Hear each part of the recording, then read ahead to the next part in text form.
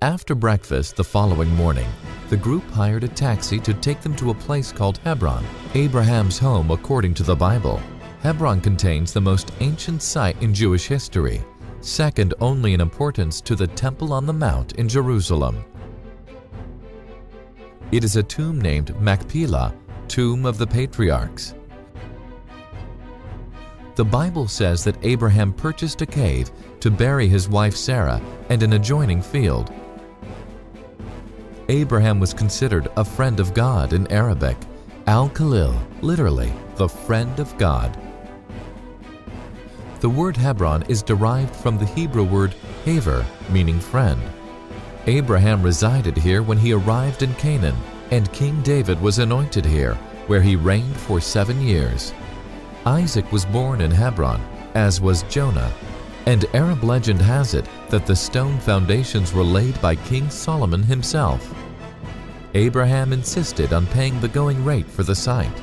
He, his wife Sarah, Isaac, Jacob, and wives Rebekah and Leah are buried here. Only Jacob's wife is missing. She died bearing Joseph in Bethlehem. The Bible says Sarah lived for 127 years and died in Kiriath Arba, that is Hebron, in the land of Canaan. Genesis 23. Now Abraham went to mourn for Sarah and to weep over her. Then Abraham rose from beside his dead wife and spoke to the Hittites. He said, I am an alien and a stranger among you. Sell me some property for a burial site here so that I can bury my dead. The Hittites replied to Abraham, You are a mighty prince among us. Bury your dead in the choicest of our tombs. None of us will refuse you. Abraham said, Sell me the cave of Machpelah, which belongs to him and is at the end of his field. Ask him to sell it to me for the full price of a burial site among you. The Bible says that Abraham was offered the site free of charge, but he insisted on paying the full price of 400 shekels in silver. When the time came, he buried his wife Sarah in the cave.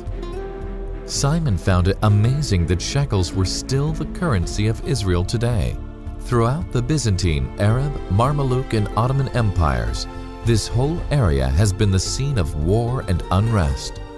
Given this history, the wisdom of going there was discussed by the group. Einar and Simon were by now on their 4th visit to the area and fairly confident. It was decided they would go. A building built by Herod 2,000 years ago now covers the cave. The walls are 50 to 60 feet high and said to resemble the Temple Mount in Jerusalem. The shrine is at present used as a mosque, and the building consists of 3 rooms containing richly decorated cenotaphs. These are covered in green tapestries, worked with inscriptions and verses. It is believed that they stand exactly above the tombs. Many violent incidents have occurred in this place. In May 1980, 6 Jewish students were killed and 20 wounded by Palestinians. In February 1994, 29 Muslim worshippers were killed and a further 129 wounded when a Jewish gunman opened fire in the building. The bullet marks can be seen today.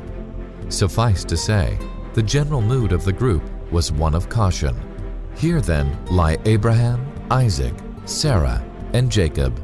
Then Abraham breathed his last and died at a good old age, an old man full of years, and he was gathered to his people.